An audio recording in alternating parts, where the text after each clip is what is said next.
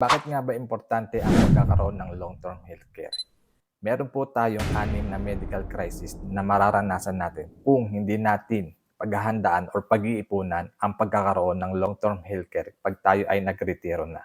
Number 1, most retirees spend their money for medical care. Sa panahon kasi ngayon, ang mga senior citizen, ang kanilang pinagkakagastusan kadalasan ay ang kanilang kalusugan. Number 2, the cost of healthcare product is very expensive upon old age.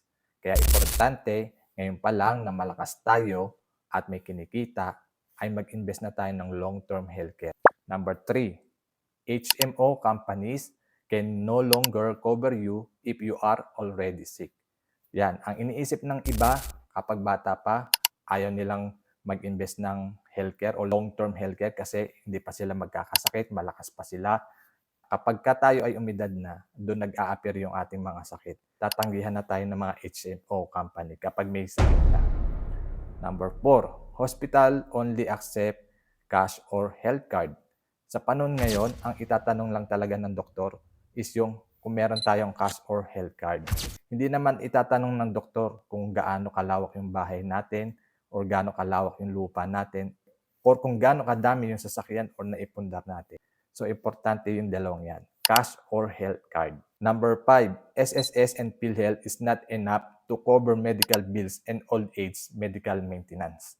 Yan, hindi sapat ang SSS at PhilHealth sa panahon talaga ngayon.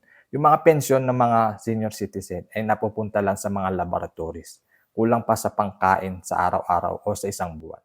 And number 6, you cannot rely on your children for your medical bills. Kaya importante na paghandaan natin ang long-term healthcare dahil hindi natin alam ang magiging future na magiging anak natin at yung magiging financial responsibilities nila. Magkakapamilya din sila at magkakaroon ng sariling mga anak.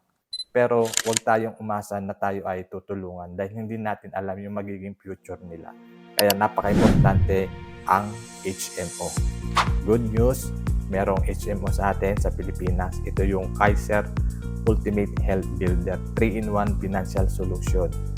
So sagot na niya yung ating what if ng ating buhay. Tatlo po yun. What if we get sick?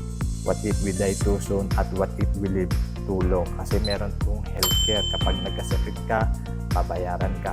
Kapag ka nag-exit tayo sa mundo ito ng maaga, meron instant money para sa pamilya na makukuha.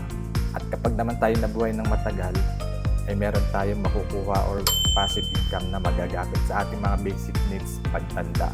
Kung nais mong simulan ang Kaiser Ultimate Health Builder, mag-message ka lang, Nilo Padrilan, at i-guide ka namin. Thank you for watching.